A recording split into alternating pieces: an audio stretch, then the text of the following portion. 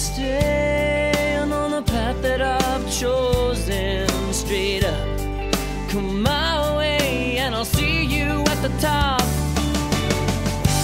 'Cause something's gonna happen in this story. Hi, I'm Sean. And I'm Louise. And we are 8 years on the road in our bus, which we call Odyssey. We've been together for 15 years and like married for 9 or so. Happily married for 9 or so. So, I think we both have always kind of had the travel bug, and I've always wanted to just see the whole country, and I've always had the idea that I would live in an RV to do that, preferably a converted bus. So I don't think that was Louise's dream, but I bought into it. Yeah, so I'm okay with that. So we met through motorcycling. We were long distance motorcyclists, and our original plan when we stopped working was to tour the country by motorcycle. But at that point we had 3 pets, 2 cats and a dog, and we had taken several long motorcycle trips and left the animals in kennels, and it was really hard on them and it was hard on us, and to be honest, sleeping in a tent most nights was really not floating my boat. So we moved up the plan to live in an RV to the next thing we did, rather than being something we had planned to do later.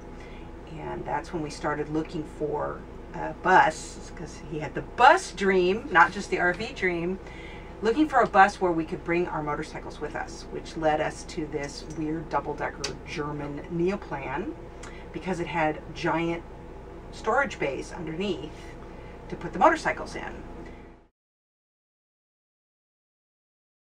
It is hard to shorten the story of Odyssey, but as Louise said, we ended up with this bus because we're motorcyclists, and we wanted to bring a pair, not 1, but 2 motorcycles with us. And this bus fit the bill because it had a single luggage bay that was big enough for 2 motorcycles. Now, since moving aboard, we've actually downsized from 2 motorcycles to 2 motor scooters, which we find more convenient on the road. But that's how we ended up with this bus. It was a fully converted bus when we got it. It had a lot of problems when we got it, and after about a year we realized we had to completely redo it. So we stripped it out completely, and we hired a company in Washington to redo the interior. So everything that's in here now is exactly what we wanted, what we specified. We did all of the design, the layout, and we had contractors mostly do most of the work.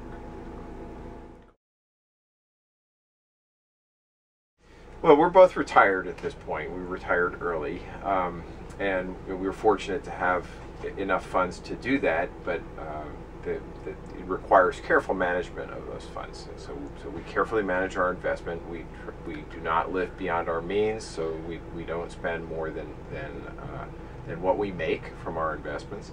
And mostly it's really a matter of managing costs. I mean, we live a very moderate, some would say frugal lifestyle on the road. It's very unusual for us to pay for an RV park. We designed the bus from the get-go to not require it. So, as Louise said earlier, we spent a lot of nights in Walmarts and truck stops when we're moving across the country. But then when we find a beautiful place, it's often a national forest where you can camp pretty much anywhere for free. Hitting the road, we've become volunteers for the American Red Cross. As anybody who follows our blog knows, we spend typically about 1/3 of the year each year out on disaster assignments in this bus.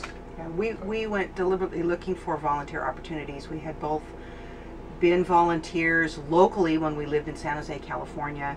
I was involved in several nonprofits. Sean worked for the local public television station as a camera operator. And we wanted to be able to give back when we were on the road, but that's not as easy as it sounds. A lot of places, nonprofits are very locally based. Even if you wanted to just walk into the local ASPCA and walk the dogs, give them some exercise, they generally want people who are going to commit to doing that every Tuesday. Yeah, they need an established long-term relationship so that they know who they're dealing with. And we joined the Escapees, which is an RV club, and found out that they had this connection with the Red Cross. Right around the time that we started to get involved in training with that, Hurricane Katrina hit. We went off on our first disaster relief response, and we just loved it. We absolutely loved it. It clicked so well for us as something we could do together, and it took advantage of our skill sets, which happened to be technical.